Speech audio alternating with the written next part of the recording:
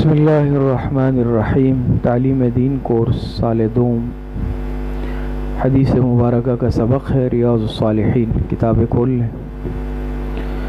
باب ما یباح من الغیبہ شروع ہوا تھا، جس میں یہ بات ہم نے پڑھی کہ اعلم ان الغیبہ تباح لغرض صحیح شرعی، کہ یہ بات جان لو کہ غیبت یہ مباح ہوتی ہے، ہو جاتی ہے، لیکن کسی صحیح اور شرعی غرض کے لیے، اور اس صورت میں کہ جب اس صحیح شرعی غرض تک پہنچنا اس غیبت کے بغیر ممکن نہ ہو، اور وہ 6 اسباب ہیں۔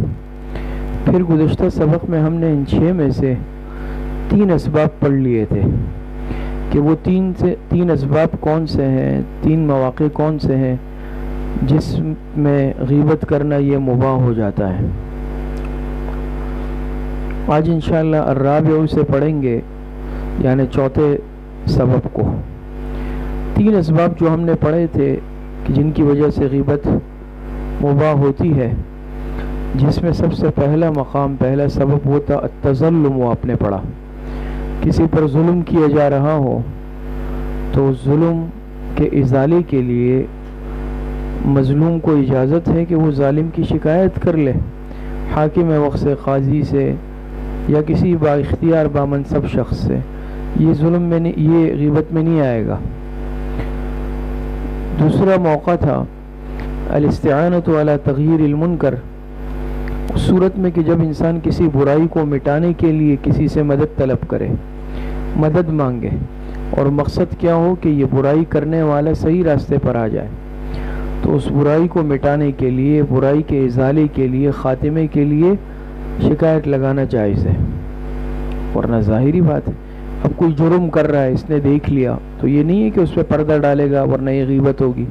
شکایت ضروری ہے تاکہ اس منکر کا، گناہ کا، جرم کا ازالہ ہو جائے۔ اور تیسرا تھا الاستفتاء، شرعی مسئلہ پوچھنا، رہنمائی لینا دینی۔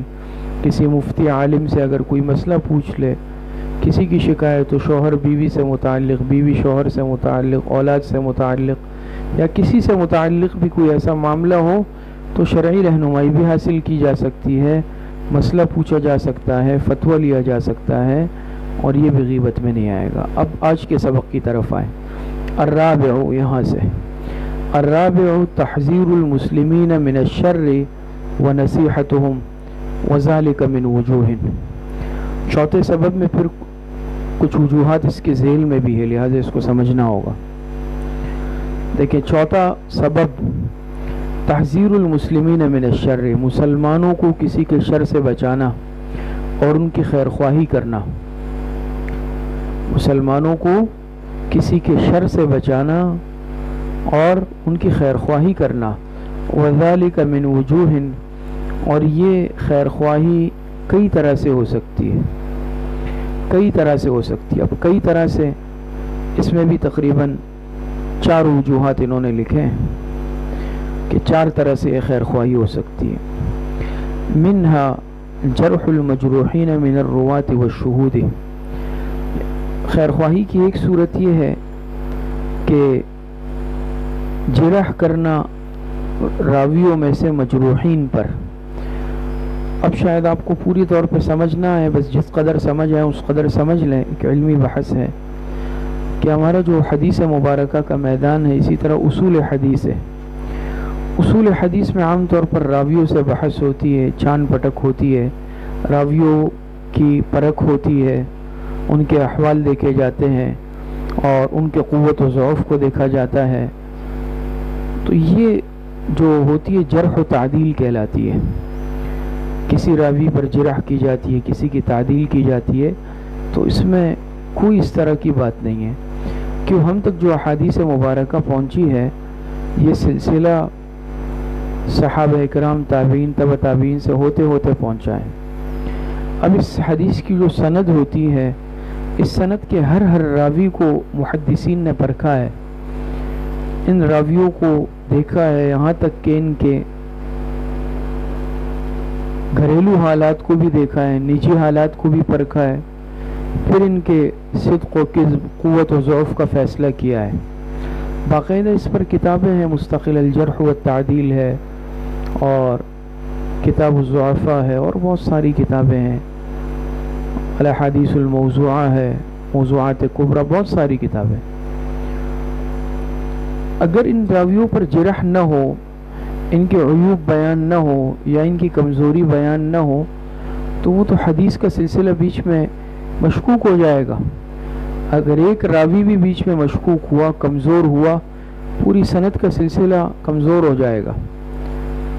اس لیے راویوں پر جرح بھی کی جاتی ہے، اور اس میں تو پھر بہت تفصیل ہے، بہت ساری باتوں کو دیکھا جاتا ہے کہ بھئی یہ راوی قوت حافظے میں کیسا ہے، اس کا حافظہ کمزور تو نہیں ہے، نسیان بھولنے کی بیماری تو نہیں ہے، کہیں جھوٹ میں متہم تو نہیں ہے، کسی اور اعتبار سے، ہر اعتبار سے دیکھا جاتا ہے اس کو.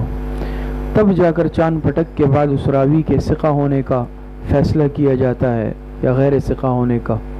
تو دیکھیں فن جرح و تعدیل ایک میدان ہے. اب اس میں جو راوی کے حالات بیان کیے جائیں گے تو یہ غیبت نہیں ہوگی، بلکہ یہ تو ضروری ہے تاکہ حدیث کا سلسلہ یہ کمزور نہ ہو، خدا نخواستہ سند. اسی طرح وہ شہود کہتے ہیں گواہ، اور گواہوں کو بھی دیکھا جاتا ہے.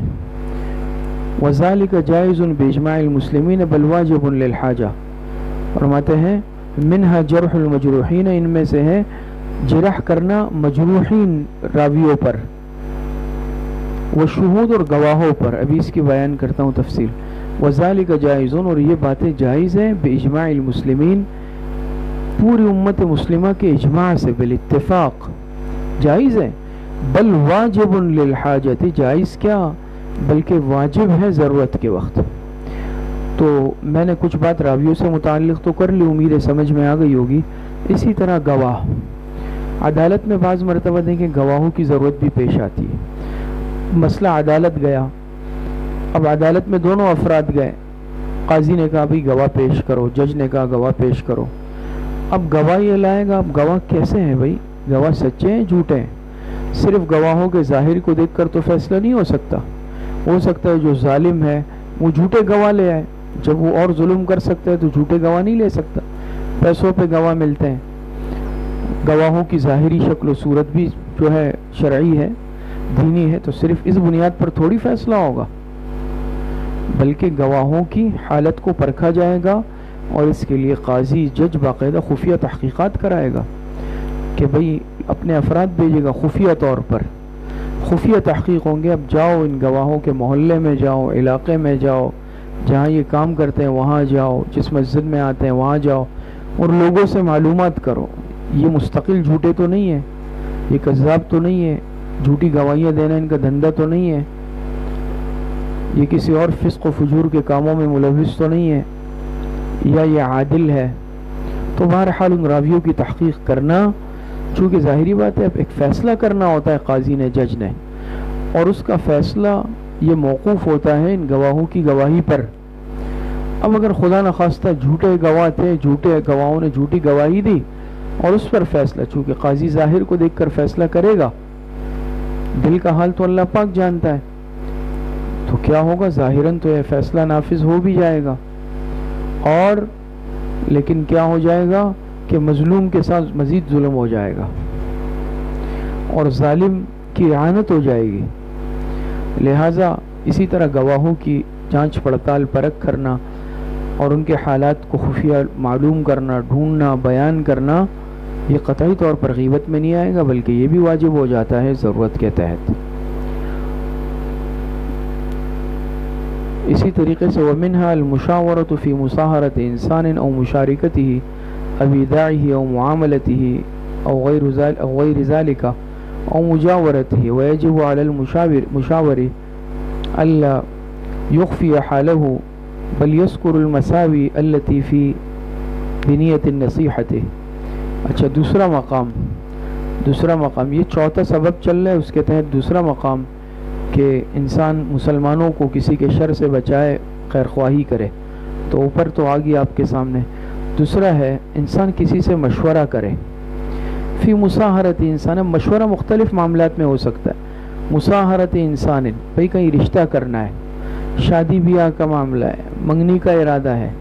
او مشارکتی، یا کسی کے ساتھ شراکت داری پارٹنرشپ کا ارادہ ہے، کاروبار میں، معاملات میں، لین دین میں. اب ایداعی، یا کسی کے پاس امانت رکھوانے کا ارادہ ہے. او معاملتی، یا کسی کے ساتھ کوئی معاملہ کرنا ہے. بہت سارے قسم کے معاملات ہوتے ہیں. او غیر ذالک، یا اس طرح کا کوئی بھی معاملہ ہے. او مجاورتی، یا کسی کا پڑوس اختیار کرنا ہے. ویجب علی المشاور الا یخفی حالہ، جس سے مشورہ لیا جا رہا ہے اس پر واجب ہے کہ وہ سامنے والے کی کوئی حالت بھی نہ چھپائے. جس کے متعلق یہ مشورہ لے رہا ہے نا، کسی کے متعلق رشتہ کرنا چاہ رہا ہے، سامنے والے کی حالت، کسی کے ساتھ لین دین کاروبار پارٹنرشپ کرنا چاہ رہے تو سامنے والے کی کیفیت، امانت رکھوانا چاہ رہے، قیمتی امانت ہے تو بھئی اس شخص کیسا ہے، یا معاملہ کرنا چاہ رہا ہے یا کوئی بھی ہے، یا پڑوس اختیار کرنا چاہ رہا ہے تو بتا دے بھئی اس کا یہاں جو پڑوس ہے وہ صحیح ہے صحیح نہیں ہے، یہاں کے رہنے والے صحیح ہے. تو اس کو چاہیے جس سے مشاورت لی جا رہی ہے کہ وہ قطعی کوئی کیفیت نہ چھپائے بلکہ صاف صاف اس کو ظاہر کر دے. بل یذکر المساوی التی فیہ بنیت النصیحہ، بلکہ ذکر کر لے مساوی اعتدال کے ساتھ. مساوی یعنی اعتدال کے ساتھ. اعتدال کے ساتھ کیا مطلب؟ کہ نہ جو ہے حد سے زیادہ برائی کرے، جو برائی اس میں نہیں ہے وہ بھی بیان کر دے، یہ غلط ہے. یا بلا وجہ مبالغہ کر کے اچھائی بیان کرے جو اس میں نہیں ہے، یہ بھی غلط ہے. بلکہ اعتدال کے ساتھ اس میں خوبی ہے تو وہ بھی بیان کر دے، اور اس میں کوئی برائی ہے وہ بھی بیان کر دے، لیکن واقعی اس میں وہ چیزیں موجود ہو. مساوی کا مطلب یہ ہے. اور التی فیہ بنیت النصیحہ، اور اس میں بھی اس کی نیت خیر خواہی کی ہو، نصیحت خیر خواہی کی نیت ہو. ترجمہ سمجھ گئے تو یہ سمجھنا آسان ہوگا ابھی کہ دیکھیں اب دوسری وجہ اس میں دوسرا سبب یہ ہے کہ انسان کیا کر لے، کسی سے کوئی مشورہ لے رہا ہے. حدیث میں آتا ہے نا، آپ علیہ السلام نے فرمایا ان المستشار مؤتمن، جس سے مشورہ طلب کیا جا رہا ہے وہ امین ہونا چاہیے، وہ امانت داری کا مظاہرہ کرے. تو اب مشورے بہت سارے معاملات میں ہوتے ہیں نا، کسی کو رشتہ کرنا ہے، اب رشتے کے لیے بھی انسان مشورہ کرتا ہے. اب ہوتا ہے نا بہت تحقیقات بعض دفعہ ہوتی ہے، بعض کمیونٹیوں میں بہت تحقیقات ہوتی ہے، ہونی چاہیے، بہت اچھی بات ہے. لیکن جس سے مشورہ لیا جا رہا ہے، اب گئے بھائی اس کے رشتہ داروں کے پاس گئے، میں فلاں بچی کے یہاں فلاں بچی کا رشتہ بھیجنا ہے، فلاں لڑکے کے یہاں رشتہ بھیجنا ہے. آپ بتائیں، پڑوس میں چلے گئے، جہاں وہ پڑھ رہے ہیں وہاں چلے گئے، جس دفتر میں کام جو بھی.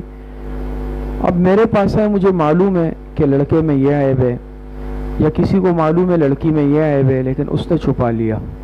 یہ خیانت ہے بدترین.